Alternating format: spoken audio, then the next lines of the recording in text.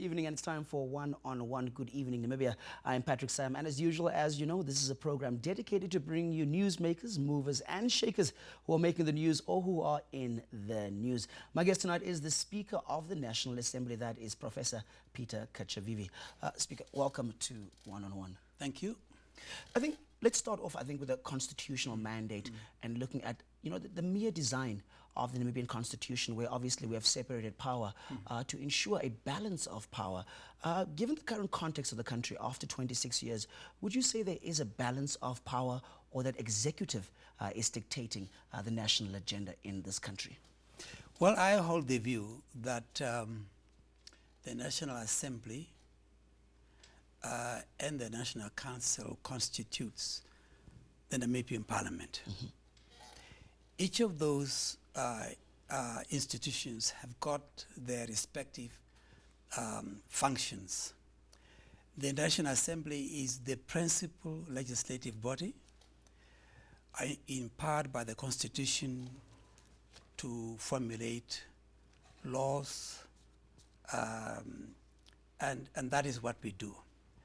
While the National Council is there to review such laws and to make sure that they are balanced and in line with the Constitution of the Republic. Yes, we have three organs of state: the legislature, the executive, and judiciary. And as far as I'm concerned, they are equal and complementary. But is that only in terms of what it's written in the Constitution, but in terms of the way that it plays out? And if we have to define power, because obviously we're trying to balance power around the ideas of being important and being influential, is the legislature important, and is the legislature influential with regards to the mandate that it's given under the Constitution? Everything we do have to have a beginning. At the time of our independence, the executive obviously was the dominant organ of state, and that is where the decisions are made in terms of what laws are brought to Parliament. And as time went by, I think I can say without any hesitation that we are moving in that direction of making sure that the three organs of state are moving towards being fully equal in terms of the way how they are constituted by the Constitution. But obviously there's been constitutional amendments that took place that led to the expansion of the House. But people would argue that those legislative changes, because obviously the legislation's role is to regulate the players, to regulate, to create laws for the executive. A lot of people would say that even that, that was prior to your time, but even that process when you're an MP was not driven by MPs. It was driven by the executive. So the argument here is that the executive is using the legislative to drive its own agenda, so it is more powerful. The executive have to drive that. By nature, the laws and the bills that are brought to the National Assembly emanate from there. But do not make a mistake that there are certain aspects that were reflected when the Constitution was amended, that they were equally driven by parliamentarians. And I'll give an example. The issue relating to quorum. In the past, we had a particular challenge with respect to not having a sufficient quorum at times. And members of parliament were equally committed to that, by way of impressing upon the executive to make sure that we review that particular aspect of the Constitution. So there is an element of cooperation in all that.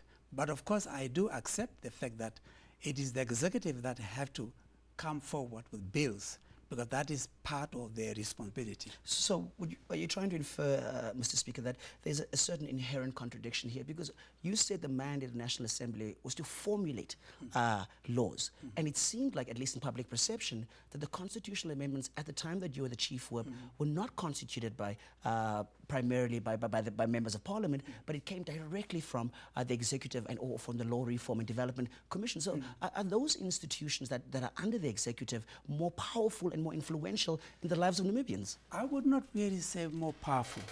I think there is a shared responsibility. The way immediately after independence, it is a fact that our parliament has been basically, in terms of the bills that actually come before the National Assembly, they are initiated from somewhere, from the executive, and brought to the House. And once they are brought into the House, I will also say there's nothing to prevent members of parliament to come up with their own, either in private bill or some kind of initiative that will then be formulated and be presented to the House. But it so happened that from our own experience, the way how we've been functioning so far was purely to rely on the executive to come up with the bills that are normally brought to the Now, House could that for be debate. undermining legislative power? It doesn't. It doesn't. It's simply, as time goes on, I'm absolutely convinced that there will come a time when the members might even be prepared to come up with their own initiative that would be formulated into a private bill that could be initiated within the parliament. But so far, that has not been our experience. But that does not prevent members in the House to come together and come up with a particular bill which they feel it is absolutely necessary. Okay, I think we can concede to a certain extent in terms of that, but let's look at this expanded parliament. Obviously, that has had implications on things like public expenditure, yes, and public investment into the various branches of government. Would you say there's been returns on investment in the expansion of parliament from 62 to 96 members? What are the benefits to the Namibian people? Are they better represented? Are there laws being instated from, that are more diverse, coming from diverse parts of the country? What positive impacts has the expansion had? I think I'll look at the number of parliamentarians. This expansion brought in a number of younger parliamentarians. It brought in a substantial number of female parliamentarians. It has made us proud. Today we say Namibia is ranked on top of the league in terms of gender representation. All these issues basically are very much linked to the extended and increased representation in terms of... But could those gains not have been made with the 72 parliamentary, or National Assembly rather, not parliament, but could those gains not have been made with 72 members, having greater youth representation, having greater women representation? Well, there's nothing wrong in what we have done in terms of bringing youth, in terms of a big number, in terms of women. All that actually have come about as a result of the amendment to the Constitution. And I'm simply saying that this has been a positive development, not a negative one. Would a lot of people would argue that it's actually been negative because now Parliament is asking for the expansion of Parliament because MPs don't have office space. There's not enough space for the two houses to meet. I mean, we saw the launch this year of the opening of Parliament in the garden. So a lot of people argue that the opportunity cost of the expansion has been the infrastructure amendments that you're proposing for that the public would say that they're against. So is that not a negative impact? No, not at all. Those who are advancing that argument are holding the wrong end of the stick. The way to look at it is that the growth will have to come about. Whether it happened last year or a couple of years back, this is something that was on the card, that it was going to happen. Sooner or later, we're going to come to terms with the fact that the parliament that we have, it was never meant to be a parliament. It was the headquarters of the German colonial governor. And it is never not suited to house a national parliament. So the amendment to the Constitution, I think, hastened the process of this country to come to terms with the fact that the time will have to come sooner or later to build a national parliament. And that parliament basically is in line with most of the national institutions that we have. We never had a state house. We never had a Supreme Court. All these institutions have come about as a result of the fact that we are a nation. But I don't think that's the public's argument. I think the public's argument is the timing of it. I think from national, as a speaker, you're saying this is supposed to be something that's going to happen. But people are arguing that at a time where public expenditure is cut, obviously we saw the medium-term review, the minister coming to Parliament, to the National Assembly last year to tell us where cuts are being done. So the argument is the timing is wrong. Well, the timing in terms of particular challenge we face in financial terms, should not negate the responsibility for us to act when it is time for us to do so. These are all challenges that we have to face as a nation, but it does not necessarily cancel the importance of having national institutions. Yes, but I think people are talking about public expenditure being prioritized, and they're saying that this is not a priority for Namibia. I mean, and this is part of the electorate that's saying that. So what's your response to the people of this country when they say that this should not be a priority in 2016?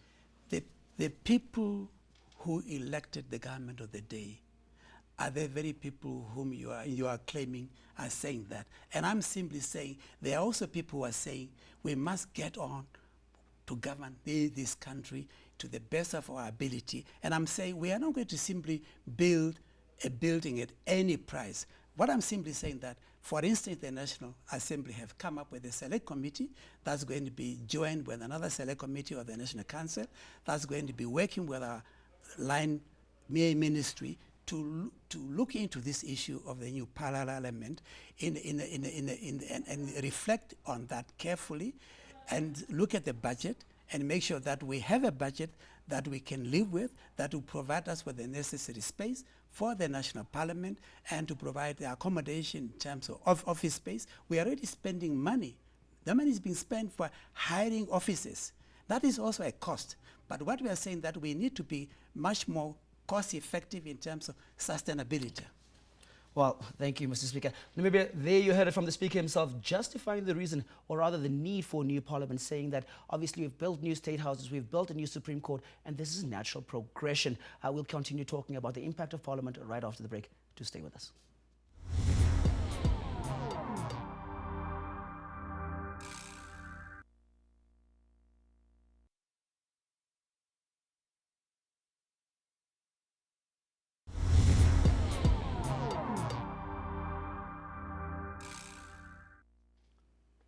Well, maybe if you're just joining us, we're speaking to the Speaker of National Assembly, that is Professor Peter Kachavivi.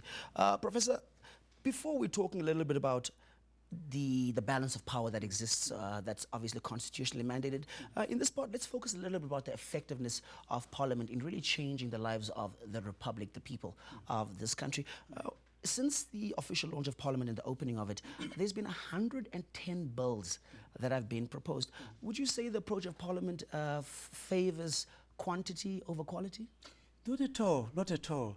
As you know, the Parliament does not necessarily, the initiative to bring forward bills to the National Assembly is the executive. The executive are the one basically working on bills. They are the government of the day, and they have to provide us with a bill for us to be able to deal with them. So to a certain extent, for now, we do not initiate bills, but we take them up when they are brought forward and deal with them in a manner that is required. For instance, I'll give you an example. The Civil Aviation Bill was a very technical bill, comprehensive, lot of details that